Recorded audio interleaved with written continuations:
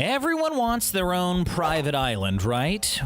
Yeah, I guess so. Well, not these private islands. No matter how cheap they are, people refuse to buy these strange places. From tragic histories to intense yearly flooding, these islands just aren't worth the risk. They've housed prisons, asylums, and some have hidden conditions that make buyers beware. There are $500 islands like Pitcairn, but with a troubled past and zero opportunities for growth, the island getaway just isn't worth that tiny price tag. Here are 10 private islands that you could buy, but you probably won't want to. This man-made island is an abandoned 19th century military installation in the Patapsco River in Baltimore County. It was constructed during the American Civil War to protect Baltimore from enemy approach, but it's now for sale and can be yours for just $31,500. But there are lots of issues with the fort. While you'd probably have the most unique home out of all of your friends, the island is now overrun by thousands of birds. It's also hard to access the island, and providing the land with utilities would be a real challenge.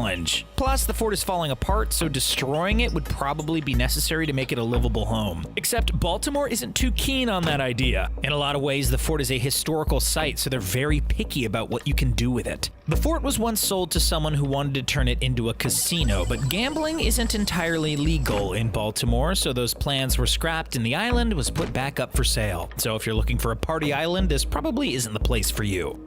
The islands of the Motu Matatati in French Polynesia are up for sale for about $260,000 apiece. The island is surrounded by a blue lagoon, picturesque white beaches, and the weather's pretty wonderful. Sounds like paradise, right? Well, there are a few minor issues with the island. First, it's incredibly polluted, with trash constantly washing up on shore. Second, there are high levels of radiation all over the island because from 1960 to 1996, France carried out numerous nuclear tests in the South Pacific. Afterwards, scientists discovered illnesses like cancer linked to these tests, so choosing to live on the island is a risk that most people aren't willing to take. If the pollution and radiation aren't enough, there's also a lot of unpredictable weather conditions on the island, including cyclones, tsunamis, floods, erosion, and landslides. Plus, rising sea levels threaten to eventually put the entire island completely underwater. There are also annual droughts on the island, making whoever chooses to live there dependent on rainwater for a few months each year. That doesn't sound very relaxing.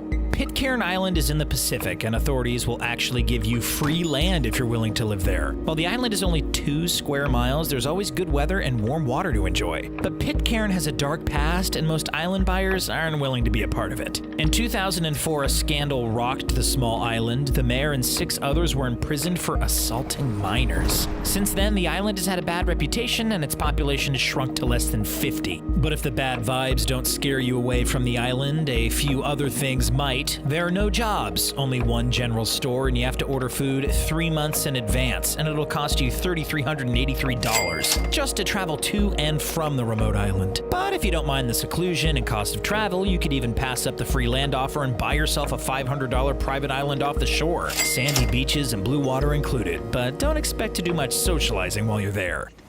Did that thought ever cross your brain?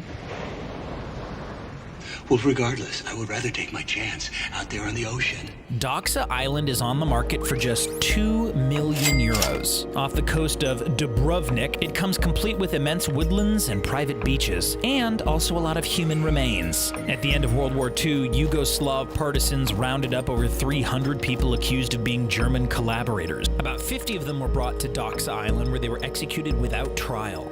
The remains were left unattended on the island for years, which leads many to believe that parts of the sandy beaches are mixed with, human ash. The bodies did receive a proper burial in 2010, but most were never identified. If the idea of living amongst these tragic remains doesn't bother you, then maybe the gorgeous Franciscan monastery that's been on the island since 1281 might tempt you to pack up and move there. But keep in mind, the island is uninhabited and rarely visited, and it might be hard to convince your friends to visit your dreary new digs. Poveglia Island has had no shortage of uses over the years. There aren't many good things to say about this 72,000 square meter island. It's on sale for about $700,000, but keep in mind, you'll have a lot of decaying buildings to deal with, like a church, a hospital, and an asylum. Just off the coast of Italy, Poveglia was used to house victims of the plague in the Middle Ages. Thousands of infected people lived here, and their bodies were dumped into mass graves. Then during the 1920s, it became home of a mental institution, which has a bad reputation for its inhumane conditions and procedures. Since then, the the island has been bought and sold a few times with no one willing to hold on to the property. The Italian government is very picky about what can be done on the island. Turning it into a vacation resort has been turned down before, and it's very difficult to get approval to tear down the buildings. Would you be willing to live here if you had to keep all the tragic, decaying structures as is? Drop your thoughts in the comment section below.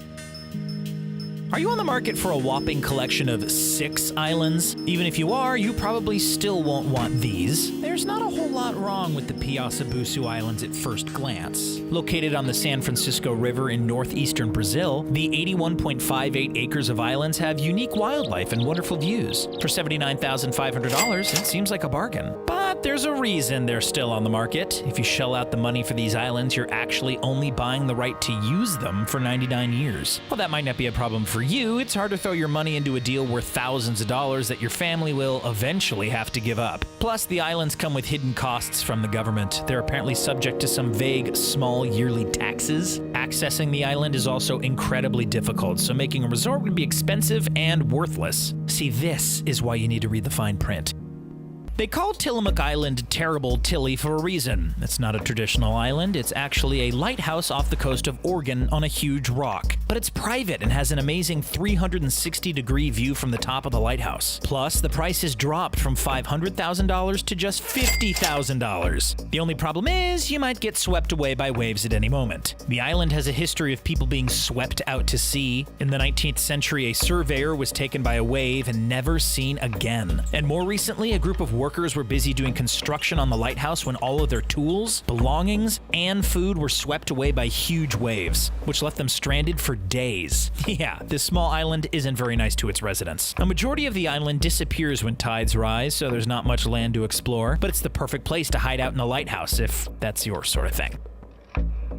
Little Rocky Island is an adorable 8-acre island off the coast of Nova Scotia, Canada. For 98,000 Canadian dollars, this island's white sandy beach and gorgeous forests could be all yours. But if you're looking for a tropical getaway, this is not the place for you. The island's warmest month is August, when temperatures only reach about 16 degrees Celsius or 60.8 degrees Fahrenheit. In the winter, it drops to about -8 degrees Celsius or 17.6 degrees Fahrenheit. So there's not much sunbathing done on this island getaway. But that's not the only problem with the island. It's actually only a part-time island because when tides start to fall, a sandy path is revealed that leads to the mainland. This could be a bonus for some people, but those who are on the market for a private island would rather buy, you know, an actual island. But it could be the perfect spot for a little winter cabin if you've got a few $1,000s to spare.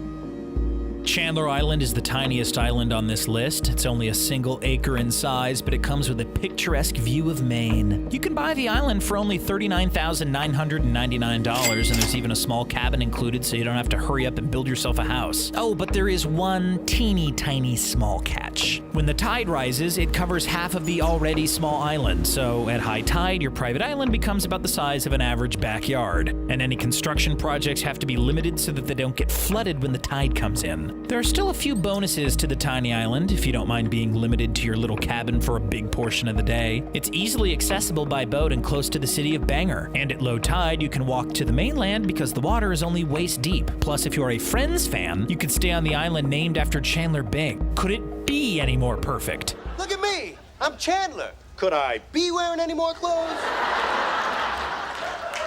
This next entry is the private island that's just not private enough for most people. It's technically a cluster of islands called Sheep Lake Islands, and while they're surrounded by crystal clear waters and lots of marine life, the rocky and forest-covered islands don't offer much distance from their neighbors. Sheep Lake Islands are Nova Scotian islands just 25 miles from the nearest fishing village. While this is convenient, it also means that villagers and tourists are often roaming all over the islands as they explore its natural wonder. Also, the islands are kind of in the middle of a bunch of land, so if you want ocean views as far as the eye can see, yeah, you're not getting that here. The peaceful setting is nice in theory, but it's not the best place to get away from everything if that's what you're looking for on a private island. But if you're okay with that, you can buy the island for just $50,989. And at least there's plenty of fish nearby if you're a big fan of seafood.